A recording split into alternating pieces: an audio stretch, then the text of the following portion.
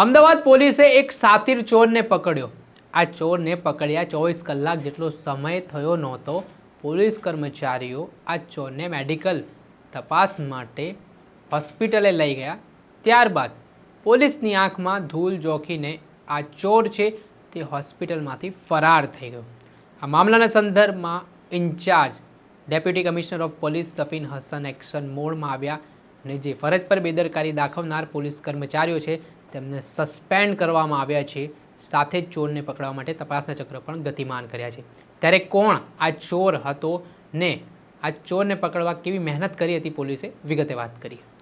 વૈષ્ણવજન તો તેને કહીએ જે પીડ પરાઈ જાનાને રે। નમસ્કાર દર્શક મિત્રો, નવજીવન ન્યૂઝમાં આપનું સ્વાગત છે। હું છું ફૈઝન। આજથી થોડાક સમય પહેલા માર્ચ મહિનામાં સેટેલાઇટની વૃંદાવન સોસાયટીમાં રાત્રિ દરમિયાન એક ચોર 45 લાખ રૂપિયાની ચોરી કરીને ફરાર થઈ જાય છે। આ મામલે સેટેલાઇટ પોલીસ સ્ટેશન ખાતે ચોરી અંગેનો ગુનો નોંધાય છે। પોલીસે આ દિશામાં અલગ અલગ રીતે તપાસ શરૂ કરી હતી।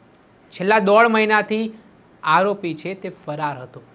આ ઘટનાની ગંભીરતાને લઈને ઝોન 7 LCBની ટીમ, જેના પોલીસ ઇન્સ્પેક્ટર છે YP જાડેજા, તેઓ પણ પોતાની ટીમને કામે લગાડે છે। આ ચોરને પકડવા માટે હ્યુમન ઇન્ટેલિજન્સ, ટેકનિકલ એનાલિસિસ બધી વસ્તુઓ પોલીસ દ્વારા લગાડી દેવામાં આવે છે। દિવસ રાત આ ચોરને પકડવા માટે સોર્સ કામે લગાડવામાં આવે છે અને અંતે મહેસાણા ખાતેથી અર્જુન નામનો આ સાતીર ચોર છે તેને પકડી લેવામાં આવે છે।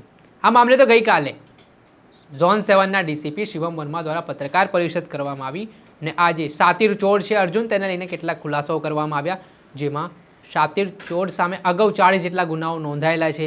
તે પાસામાં પણ ભૂતકાળમાં જઈ આવ્યો છે ને આ ગંભીરતા આપણે જોઈ શકીએ છીએ કે તેણે ભૂતકાળમાં જે ચોરીની ઘટનાઓને અંજામ આપ્યો હતો તેને લઈને પણ LCBએ આ ચોરને ઝડપવામાં જે કામગીરી કરી છે તે ખૂબ સરાહનીય હતી।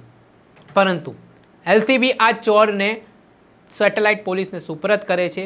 રાતના સમયે સેટેલાઇટ પોલીસ સ્ટેશનના ASI અને કોન્સ્ટેબલ મેડિકલ તપાસ માટે સોલા સિવિલ હોસ્પિટલ લઈ જાય છે। ત્યારે ફરજ પર હાજર જે કોન્સ્ટેબલ હતા તેમને સવારનો બંદોબસ્ત હોવાથી તે પોતાના ઉપરી અધિકારી ASIને કહે છે કે મને સવારનો બંદોબસ્ત હોવાથી તમે મને રજા આપો, તેમ કહીને કોન્સ્ટેબલ ત્યાંથી જતા રહે છે અને ASI ત્યાં હાજર હોય છે ફરજ ઉપર ને ASIને પણ રિપોર્ટમાં કંઈ સહી સિક્કા કરવાના હોય તે કારણે તેઓ ચોરને કહે છે તો અહીંયા બેસજે, હું જઈને આવું છું ને। એટલું કીધા બાદ ASI છે તે જે ફોર્માલિટીઝ હોય છે ડૉક્ટરોની તે પૂરી કરવા જાય છે ને તેઓ પરત ફરે છે। આટલામાં આ અર્જુન નામનો ચોર છે તે ગુમ થઈ જાય છે, તેનો કોઈ અતો પતો લાગતો નથી। ત્યાર પછી મેસેજ મળે છે કે ત્યારે એવો મેસેજ મળે છે કે આ સાતીર ચોર ફરી એકવાર પોલીસના ચુંગાલમાંથી છૂટીને ફરાર થઈ ગયો છે। ત્યારે હાલ આ મામલાને લઈને પોલીસે તપાસના ચક્ર તો ગતિમાન કર્યા છે, પરંતુ જે ASIએ પોતાની કામગીરીમાં બેદરકારી દાખવી છે તેને લઈને ડેપ્યુટી કમિશનર ઓફ પોલીસનો જે ચાર્જ અત્યારે સફીન હસનને સોંપવામાં આવ્યું છે, કેમ કે DCP ઝોન 7 શિવમ વર્મા રજા ઉપર છે, તેને લઈને deputy commissioner of police Safin Hasan દ્વારા આ કેસમાં બેદરકારી દાખવવા બદલ 2 પોલીસ કર્મીઓને સસ્પેન્ડ કરવામાં આવે છે। ત્યારે હવે જોવાનું રહ્યું કેટલા સમયમાં પોલીસ આ ચોરની ધરપકડ કરે છે, પરંતુ જે બેદરકારી સામે આવી છે તેણે અમદાવાદ પોલીસની નાક કપાય તે પ્રકારની ઘટના કહેવાઈ રહી છે। દર્શક મિત્રો, નવજીવન ન્યૂઝને આપ લાઈક કરી લો, સબસ્ક્રાઇબ કરી લો અને શેર કરવાનું ભૂલતા નહીં।